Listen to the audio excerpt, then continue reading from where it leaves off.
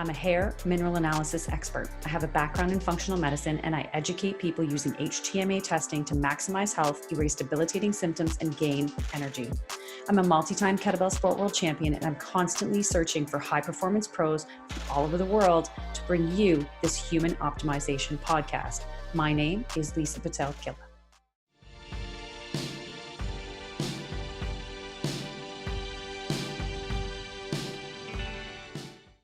Welcome, everybody, to a brand new episode of the Human Optimization Podcast.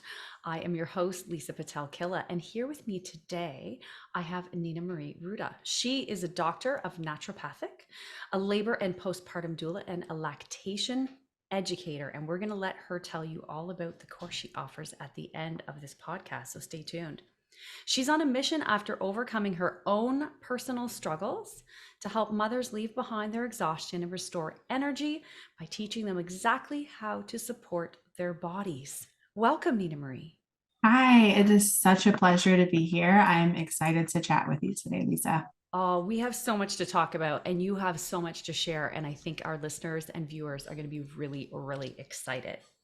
So let's start. Tell everyone a little bit more about yourself. Obviously, there's always a reason why you are at this point in life and why you're here, a naturopathic doctor, of course. So give us a little background on you and just how you ended up in this integrative field.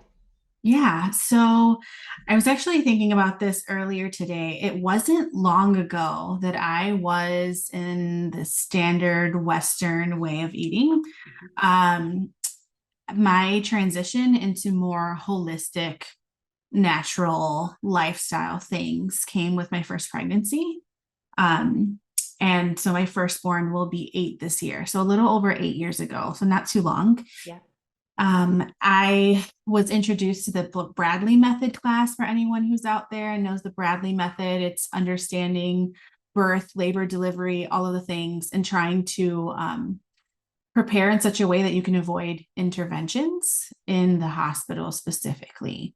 That class was 12 weeks long. And the very first day, the instructor started talking about how to eat and what to eat for a healthy pregnancy and why it was important. And my mind was completely changed after that first class. Like, I knew that what I was doing prior to that class was not conducive to health for myself or for my baby that I was growing. And it just opened the door. I wouldn't say that I had an overnight switch into who I am now, but it definitely opened the door for me to begin to make gradual changes. So my firstborn, I had a birth center inside of a hospital birth. I was pregnant 6 months later after my first was born. And so my second son was born in a birth center that was freestanding, so outside of a hospital. And then I was pregnant less than a year again later. And my daughter was born when my first was about 18 months. So our second was about 18 months. Yeah. And she was also in a birth center. So a lot of changes in my parenting and mothering and how I support my family. Around the time that I had my daughter, I had really good relationships with my midwives at that point. I was seeing them fairly often. And one of them ran the birth center and she trained doulas. And in one of my visits, she said, "Nina Marie, you would be an amazing doula. And I think you should come to one of my trainings." And I was like, cool, I love all this stuff. Why not? Yeah. So I started training as a labor doula. And as I was working with clients, I kept getting a lot of questions about nutrition. What should I eat for pregnancy? And I had some information from that Bradley class, but none of my doula training. I did lactation educator training. I did postpartum doula training. None of it was meant to prepare me for understanding nutrition for that life stage. And so I pursued extra training. And so I went to the Nutritional Therapy Association, and then I did the Restorative Wellness Solutions. And then I did a bunch of self training things. And then I went on to the Energetic School of Naturopathy and graduated as a traditional naturopath or naturopathic doctor. Amazing. Amazing. And so I feel like we always end up in a place where we're meant to be based on our own personal situations, Oh right? yeah. It happens so often. And I think that's why a lot of us are so passionate about what we do, because we've been through it, right? And we've learned from that. And it's really it was kind of stimulated something inside of us, sparked something inside of us.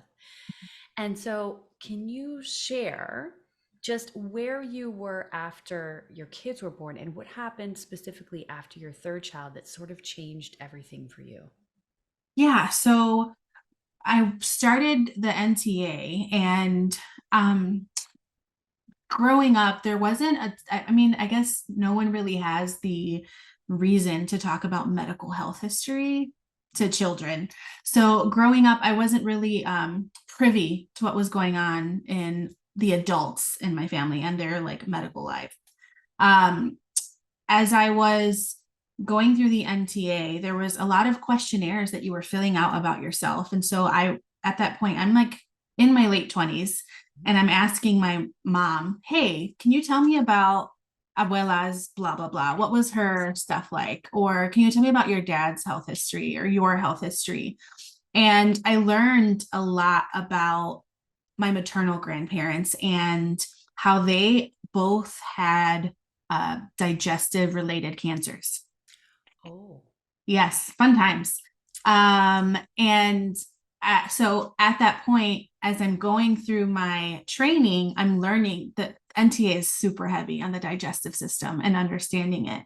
And I'm learning a lot about it. And I'm starting to piece things together about my own experiences. I had no idea that I was constipated my whole life up until this point. Um, I had no idea that your stools weren't supposed to float all the time. yeah. And so I'm looking at all of these things and different just experiences and pains and whatnot. Very dry skin my whole life. I remember going to the dermatologist, and they gave me a diagnosis when I was like in the third grade that translated to fish scale skin or something like that. Oh my goodness. It starts with an I. I can't remember what it is. But my stepdad used to tell me that I would, because I loved swimming. He's like, well, you were meant to be a fish. Super cute old man.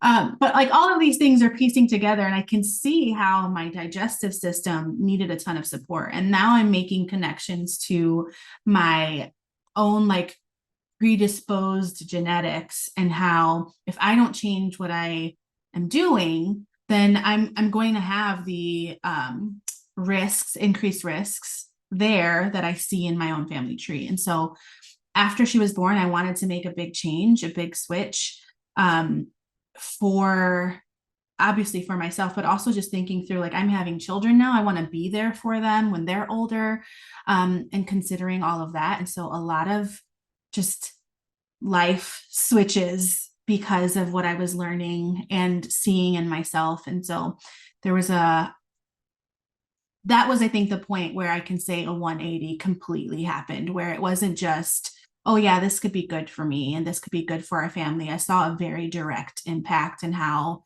if I didn't make any changes, I knew where I was going to end up. What that looked like. Yeah, exactly. Exactly. And so curious, because obviously we're going to talk more about this. And so we'll talk about just some of the nutrients that play a role, Mm-hmm. obviously, in preconception and pregnancy, of course. But when was it that you kind of came across testing or just Mm. minerals in general that it kind of resonated with you that that was something that was important? Yeah. So I would probably say the last 3 to 4 years is when I really dove into non-conventional testing. Yeah. It started with, again, the digestive tract, and I got into things like the GI map or biome effects, etc. Yep. And testing there to see what my own history would look like. And there was a lot of like calprotectin was really high, inflammation, things like that. Yeah. Um, then I went on to learn about the Dutch test and hormone testing. And then from there, it was blood chemistry. And I was starting to implement a lot of that in practice, and was seeing good results with my clients and even in my own family. But it wasn't until I came across HTMA that things completely changed. My clients' results changed. Even seeing like small not molecules, minerals are small chemicals. But they have the biggest impacts. Yeah. And so I was able to see the missing puzzle piece. I felt like I was doing a lot of things with these other tests, but Mhm. it wasn't going as far as we wanted it to. And when I started to dig into minerals more, and this whole time I'm learning all of these tests for general population. My passion is perinatal health. So I'm digging even further to see how does this apply to this specific life stage. And so the digestive tract or microbiome for perinatal health, for fertility, pregnancy, postpartum, or understanding blood chemistry and how that can vary in pregnancy and postpartum. And so when I get to HTMA, I learn all of the things, and then I want to dig deeper and understand now, how do minerals affect preparing for pregnancy or sustaining a healthy pregnancy or recovering after pregnancy. And it just completely, I think it's the thread that would put all of those different functional tests together. It gives you a wider picture to better understand, but it's not wide and shallow. It's wide and deep, because it can go pretty far when we understand minerals as well. Yeah, yeah, absolutely. And so thinking about, I want to backtrack just a bit because you did Yeah. touch just on the microbiome. Mm-hmm. And so obviously being able to identify some of those differences about, during the perinatal period, right? During pregnancy, potentially breastfeeding. Tell me, kind of describe, I mean, what's the difference? What are the needs and how do those needs change during that period of time for a woman? So there's an increase in specific strains during pregnancy. I want to say it's lactobacillus related. I can't remember for sure. Mhm. Um, and it's not just in the digestive tract's microbiome, there's a change in the vaginal microbiome as well. And a lot of this, there's emerging research, we can say. Yeah. Its importance connects to baby's future health as well. So depending on mom's microbiome, let me backtrack before I even go there. Mom passes on her microbiome to her baby. Yeah. And so in a normal vaginal delivery, um, as baby descends through the vaginal canal, the skin is being seeded with microbes. Baby swallows a lot of those microbes, inhales through the nose. Some of it can get into the ears. So as baby's coming through the vaginal canal, all of its body is being seeded with bacteria. So depending on what mom has to pass on, that is for ill or for health. Right. Um, Depending on her microbiome, there can be an increase in different chronic health conditions in baby in the future. Um, that, but I also want to give the disclaimer. I know that there are women who pursue a normal vaginal delivery and don't end up with that. There are still things that can be done. And so research has also shown that you can do vaginal swabbing to help with that lack of seeding that would occur if you end up with a C-section. Yeah. And the continuation of breastfeeding also will offset and diminish some of those risks that are increased when you can't have a normal vaginal delivery. So um, having a high diet that will support microbiome health, that can be varied depending on who you are and where you start. So if we have really dysfunctional microbiome, we're going to have specific needs that someone who is in a better place would not. But ensuring that we have foods that are high in fiber, foods that are feeding the bacteria that we need, prebiotics, probiotics, fermented foods, just ensuring that we can support the growth of beneficial bacteria and inhibit the growth of non-beneficial bacteria would be very general things that we can do to support the microbiome. Yeah. Well, and I'm glad you brought up just the fact that there are things that you can do if you end up having a C-section, right? Because Yes. again, we know how important that is because there is that microbiome isn't as strong when we don't Mm-hmm. have a normal, right? And so I'm Mm-hmm. glad you shared that because I think there's a lot of people that know that that can happen, but then don't necessarily know what they can do about it. Yes, and the microbiome is not only established for a baby with vaginal delivery. Skin to skin contact is extremely important as well. And then breastfeeding, because that's part of that skin to skin contact. Yeah. And then skin to skin contact with the father parent as well, or the other partner, Yep. is also beneficial. There was a study that showed that a baby born in a hospital that was cleaned immediately, um, had its microbiome was made up of the different bacteria in the environment of the hospital as opposed to the people that were touching it. And so even just abstaining from immediately bathing your baby can help with that microbiome of the skin, which would decrease things later on of like eczema and skin issues. And then there was also information or a study showing that there's specific strains of bacteria necessary to help increase the chance of conception. So some vaginal bacterial strains can be problematic for sperm to meet the egg, making it makes the vaginal canal more acidic, or too acidic, I should say. And so there's so many different things that can impact at the end, once you give birth, your baby's microbiome. It's not just whether or not you have that vaginal birth. Right. That makes sense. And that's really interesting, the fact about just in the hospital. Mm-hmm. I'm kind of in shock. Shock but not shock, I guess I Yeah. should say. I'm shocked but I'm Yes. not shocked. And so that's one of the things I wanted to touch on too, because I feel like, in terms of in North America, or at least the United States, we're having more home births. Like Mm-hmm. what's the trend now? Is it more Mm-hmm. home births because of that kind of, almost like, I want to say, that sterile environment of the hospital that can kind of strip some of that and, Yeah. unnecessary bacteria from babies?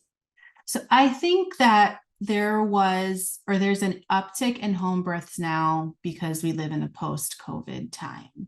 Oh, that's true. Um, so I was a labor and delivery doula at the beginning of COVID, Yeah. and I saw the changes. And I also saw with some of my clients how difficult it was for them. They knew that if the hospital allowed, they were only allowed one support person. And so if they already had a doula, then they either had to say their doula couldn't come or their husband couldn't come. Oh, Sometimes neither were allowed, and you just had your iPad with you. And I did a few virtual doula things with clients. And so the switching to home birth, or this big like influx to home birth, I think is in part because of those regulations put makes by sense. hospital administration. Yeah. Um, and we're also seeing more women who don't want interventions. And research, or not, I guess research, statistics are showing that C-section rates are increasing, and the cascade of interventions starts with one thing, and then something else is happening. So now we're adding in this, and then we're adding in this, and then you end up with a C-section. And so Right. it if you have a normal low risk birth, there's no reason that you couldn't give birth at home, Right. insofar as you have a competent team to support you in that. Yeah. And so many women, at least the ones that I'm coming in contact with, are seeing that that is a viable option, and pursuing it, knowing that they don't want something unnecessarily. Makes total sense. Yeah. And I didn't think about that, obviously, but the trend obviously was to be at home, right? Mm-hmm. Just because there was no other option, unless, And so many of the emergency home birth situation. midwives that I knew were overcome with too many inquiries, Right. because they were already at packed practices, and now you had an influx of women that you weren't expecting to give Wow. birth at home. Wow. That's incredible. And yeah, and so, I mean, keeping on the track of microbiome health, things like that, we have Mm-hmm. to consider the fact that one of the things that people might not realize is, we started talking a little bit about minerals earlier, but toxic metals and the part they play in pregnancy, and how that they can be, right, have passed on to Mm-hmm. the child as well before they're even Mm-hmm. born, and then have to deal Mm-hmm. with that. Touch a little bit about on that, because I think that's something that maybe people don't really realize. So in pregnancy, mom is passing on what she has, and there is no partiality in that. She's going to pass on the good and the bad. This is where when I have clients who aren't pregnant yet and want to prepare for pregnancy or are trying to conceive, I ask them, please give me 6 months so that we can work on things and have a good amount of time to make sure you're in a good place. So Dr. Thompson, I think is his name, wrote that a woman in pregnancy will give up about 10% of her mineral storage, which is about 4 pounds of minerals to her baby. Um, in the mineral world, when you don't have adequate supply of appropriate minerals, something has to fill that receptor site. So the illustration I like to give my clients is, imagine that your body is a huge parking lot, and all of the parking spaces are assigned to whatever nutrients are needed. Heavy metals don't have assigned parking spaces because they don't serve a physiological purpose. However, they either steal a parking space, or if a particular nutrient doesn't show up to its space, it can just sit there because the body's not going to leave that parking space empty.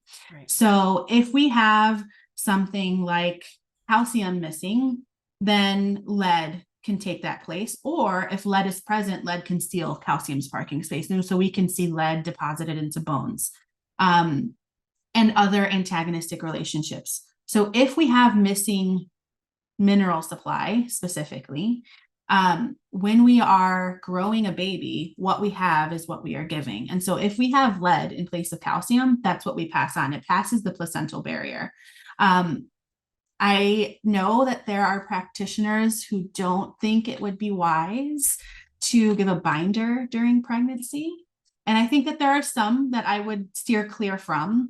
But because so much is being mobilized in pregnancy, there are a few pregnancy safe binders that I give clients, especially when we're mineral balancing, because I'm cognizant of the fact that if we're bringing in this influx of minerals, if lead is sitting in that parking space and we bring in calcium, the body is smart enough to know that lead doesn't belong there and calcium would do a better job, and we would mobilize it. And so in knowing that these things are mobilized while we are mineral balancing, bringing in the appropriate binder during pregnancy, to me, is a given, a need, a must, in order to try to keep as many metals from passing the placenta for baby as possible. And so that download occurs. Whatever you have is what you'll give. And if metals are present in place of minerals, then they will also be passed on. Yeah. Well, and I think that too is such an important factor because, sometimes we have babies that are born that are chronically ill, right? That have other issues, could be on the spectrum, things like that. And there's so many factors that come back around to potentially heavy metals, even yeast and other things, of course, passed down through the microbiome. And so I think it's really important to pay attention to that and understand how that happens, right? How that all happens. And so I love the fact that you said, it's like, give me 6 months. Give me 6 months to put your body into a position where it's ready. So you're not having the crazy toxic metals stealing parking spots and everything else that we have going on, right? You know how mad you get when you're in a parking lot and you're waiting for a spot and someone zips in front of you. Yes. So tell us a little bit too, like give us a little background. So getting the body ready for pregnancy is so important. Making sure we have the right nutrients involved, making sure we have the right micronutrients involved. Tell us a little bit about that, not only to support obviously conception eventually, but just to prep the body for actual pregnancy and to grow a healthy human. Yeah. So I start with an HTMA as a bare minimum with all of my clients. And once I get results back, I'm looking to see where are we really low, and especially in the first level minerals, so calcium, magnesium, sodium, potassium, because they have important roles in fertility and in prepping for pregnancy. So I sometimes have couples and not just the female come to me. And I encourage that as much as I can. And then when I'm delivering results and explaining what I'm seeing, I I'm also educating. So I'm 100% a teacher. I love to empower people with information because I think that it will transform what you do and what will happen. So as I see results, I'm looking to see, okay, where are these deficiencies? Where are these imbalances? Where are we seeing a lot of stress on the test? Calcium is important, for example, because in men in particular, it helps to trigger the sperm release. It is necessary for fertilization. It gives the I think it's called the acrosome, the head of the sperm, the shape that it needs in order to fertilize the egg. It regulates the motility of sperm. It's needed for sperm development and function. It is needed for germ cell maturation. And then for women, it's necessary for the placenta to be developed. So just looking at calcium alone, we see that there's a lot of roles it needs to be in place before we even try to conceive. In pregnancy, it's going to assist in muscle cramps. I read a book, and I've used this with a lot of laboring clients before. Calcium and magnesium at the start of labor is a really great nutrient to take because of the contracting and relaxing of muscles. And if labor is prolonged, taking a little bit more can be helpful as well. Calcium is necessary for insulin release. It helps the pancreas to release insulin. And we know that that is particularly important in pregnancy because we become more sensitive to glucose, which can lead to glucose spikes and increases the risk for gestational diabetes. It will support insulin sensitivity in offspring. So having your calcium in the right place in pregnancy you pass that on to your child to then have better blood sugar regulation. And it does support blood pressure. And then I also look for, okay, we want this to be in place because once you're done having a baby, you want to recover. And there is a lot of bone loss, specifically in the lower lumbar spine. A lot of that calcium is pooled during pregnancy for baby's skeletal system. And then during breastfeeding, in pregnancy, your absorption rate of calcium increases because your body knows that it needs more. But once you give birth, it goes back to the normal rate. And if you don't have adequate calcium consumption for breast milk production, then calcium is mobilized from your bones specifically. So we want to ensure that you have adequate calcium status because in your postpartum recovery, if you are breastfeeding, your bones are going to be a source of calcium for your baby. It will support your cardiac health. And it helps, again, to remove lead, which would be protective to both mom and baby when you are in a better place by ensuring you have adequate calcium status. And then that's just one mineral. There are like 40 different elements measured on the HTMA test. Right. So And that's just one. Yes. And magnesium. I mean, magnesium is just, yeah, you mentioned that earlier. And I think that's because you have to think of the stress of growing a human, right? Because anytime our stress response goes up, our magnesium burn rate goes up. The amount of magnesium our body needs increases.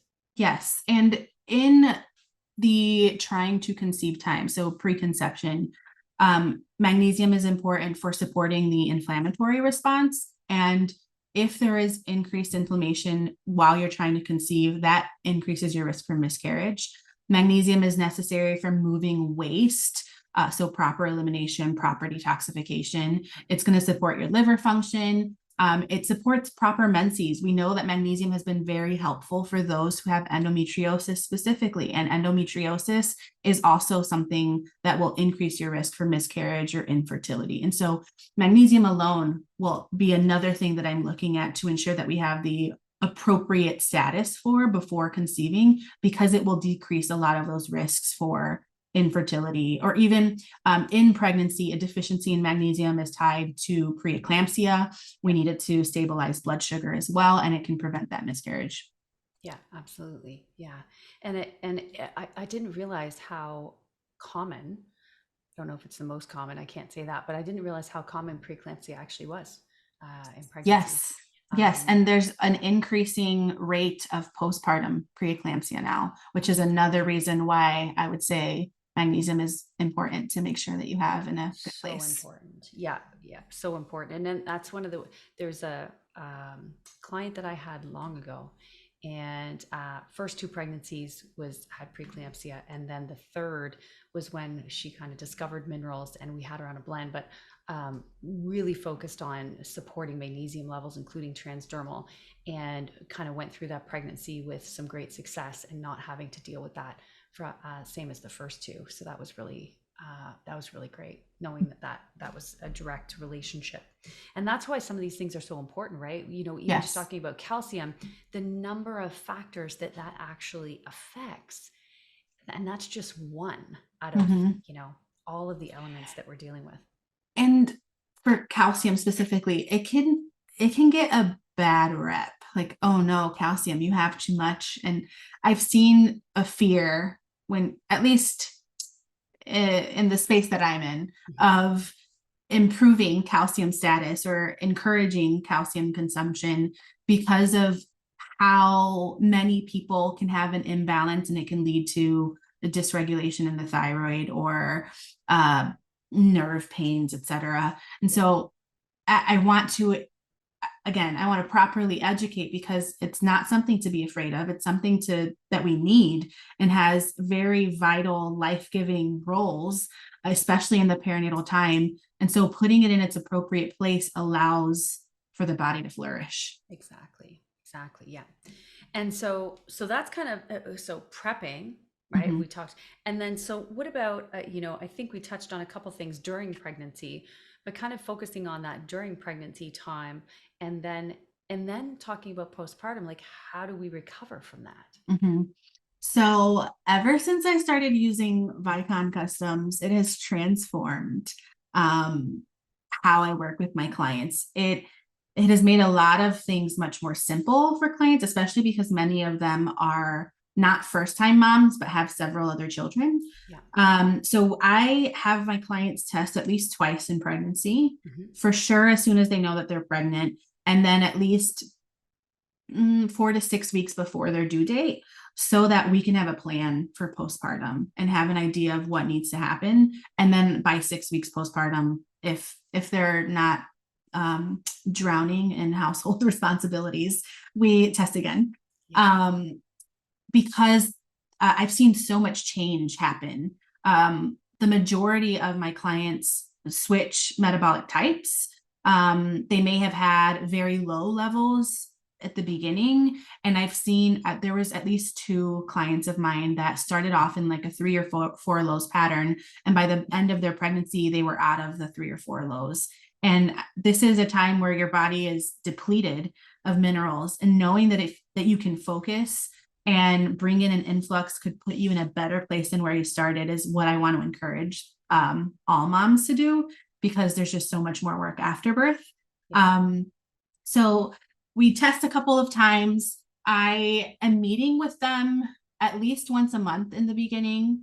And then towards the end of pregnancy, we are coming up with a game plan for postpartum recovery. So during our time together during pregnancy, a lot of clients need help streamlining what life looks like. Yeah. And so this is outside of just nutrient statuses. Like, okay, let's come up with something that will make life easier for you, so that when we implement these protocols or recommendations, you see where it fits and it's not overwhelming. Right. So there's a lot of strategy building on what life can look like. Batch cooking, how did you do that? Prepping meals, thinking through a menu, considering family tastes and preferences, so that, and then the last like month or so, doing some for batch cooking to freeze, so that when baby's born, we've got something that's easy to just defrost and prep. And we've already looked at your minerals, and so we know what you need, and we can build menus based on that. So there's a lot of strategy so that we're not so moms aren't living very exhausted and depleted lives. Yeah. Well, and that's fantastic because when you think about just even without baby, how busy everybody is, Yeah. everything's this and that, right? And then you bring, a new human into the picture who has different sleeping patterns, and maybe they're not sleeping, and all those things. So having that strategic forward thinking, I think, is genius, because then it just makes everything flow easier and allow more time to be able to, maybe not even relax, but try and at least self-reflect and take time for themselves whenever possible after the baby's, kind of entered the world. I think that that's great. Yes. And as for, so tell people, because not everybody listening to this podcast knows all that much about maybe HTMA, which is hair tissue mineral analysis. We were talking about that earlier. Mm-hmm. And with regards to Vicon Customs, it's just a kind of a custom mineral blend that brings in some of the micronutrients that people need. And so when we're in that depleted pattern, kind of tell listeners, viewers, what that really means, or how does that affect a person. I think it's, there might be a little bit more explanation that's needed for that. Okay. So hair tissue mineral analysis is looking at what your body deposits mineral wise or heavy metals, different elements into connective tissue. Your hair is just a connective tissue, and it's a connective tissue that leaves the body. So when I see the results, to me, we're just measuring the rate of loss. And there's a normal rate of loss, and that's going to be that just reference range you want to see your results in. There could be an abnormal rate of loss, so that it's too low, and that's where we can consider there might be deficiencies because that specific element is not being deposited at the rate that it should be. And then if it's too high, one of two options: we're either supplementing with that specific element and too high of a rate or amount, or there's a specific stressor on the body that we're losing and not able to hold on to that element as we should. And so when I see these results, I'm looking at each of the individual elements, and I'm also looking at the relationships that these elements have. And some of the patterns or relationships that these minerals have with one another can correspond with your metabolism. So it helps us to understand if metabolism is slow or fast. In pregnancy, your metabolic rate increases dramatically. There was a study that pointed to, or they were trying to see at what rate can a human's metabolism increase before like failure or death, before it's lethal. And the researchers concluded that it's 2.5 times your basal metabolic rate, which is about 4,000 calories. Your body can expend about 4,000 calories in a day at rest and still continue to survive.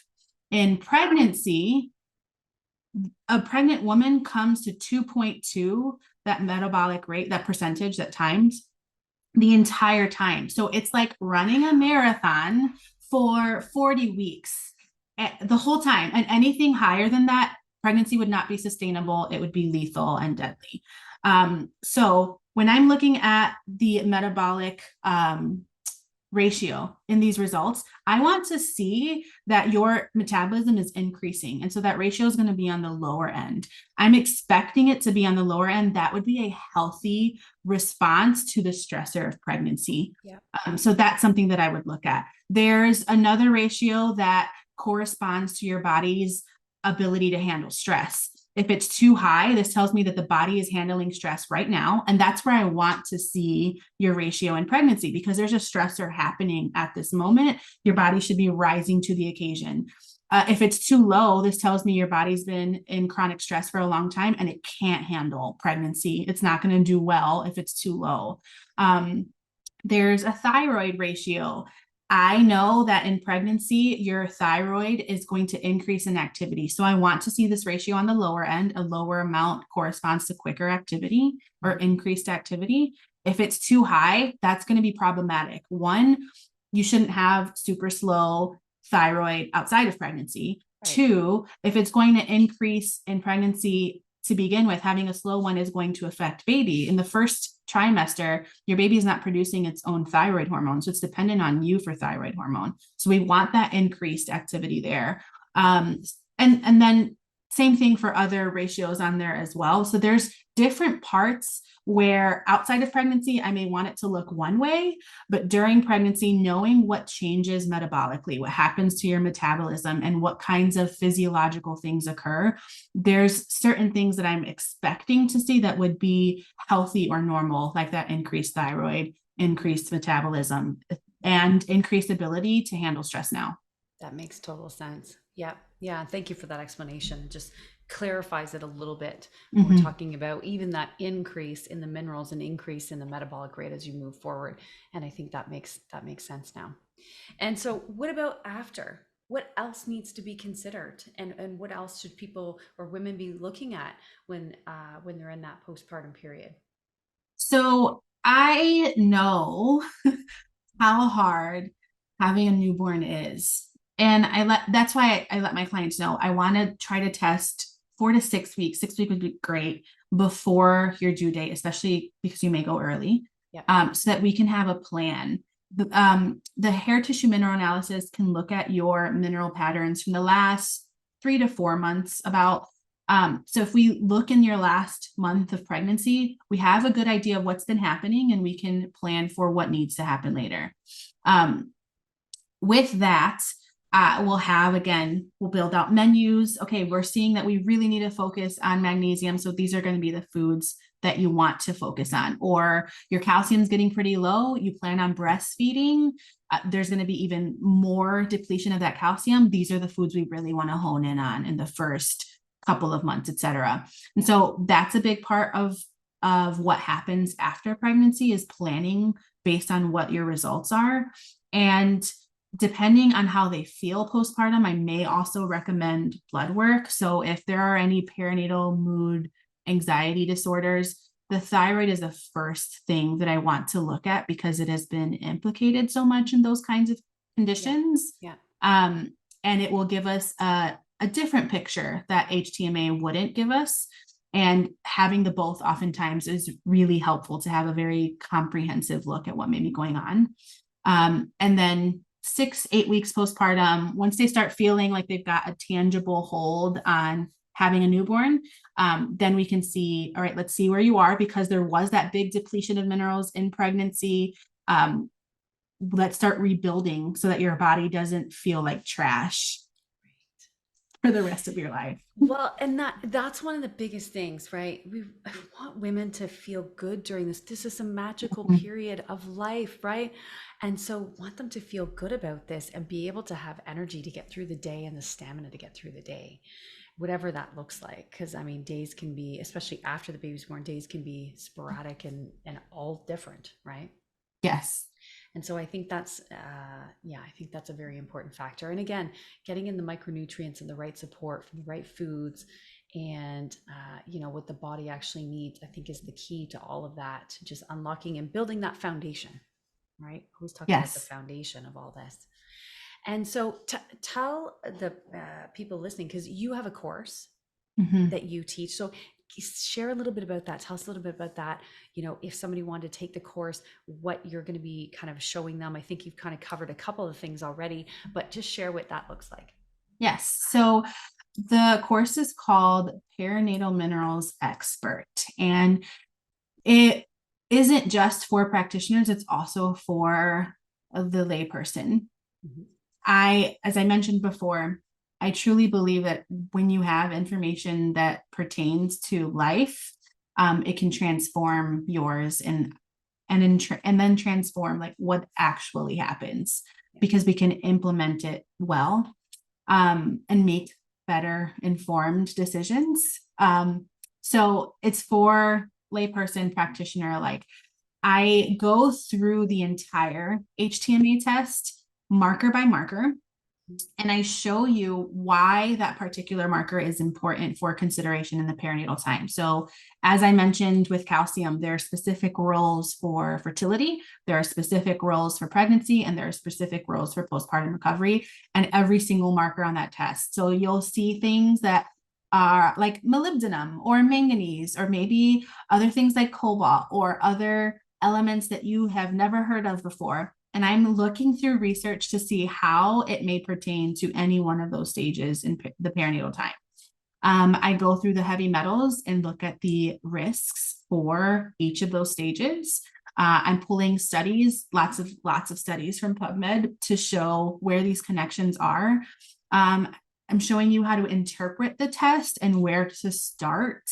So you don't start just by looking at calcium because it's the first thing that's listed, and then either completely going dairy-free or pumping all the dairy that you want, depending on results. We want to look at the test in, take a comprehensive look.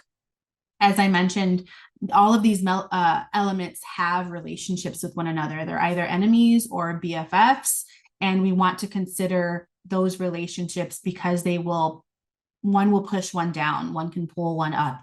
And so we're looking at this thing comprehensively and then honing in. Here are the first steps. This is what you're going to want to do if you're trying to conceive. This is what you want to do if you're in pregnancy. This is what you want to do in postpartum.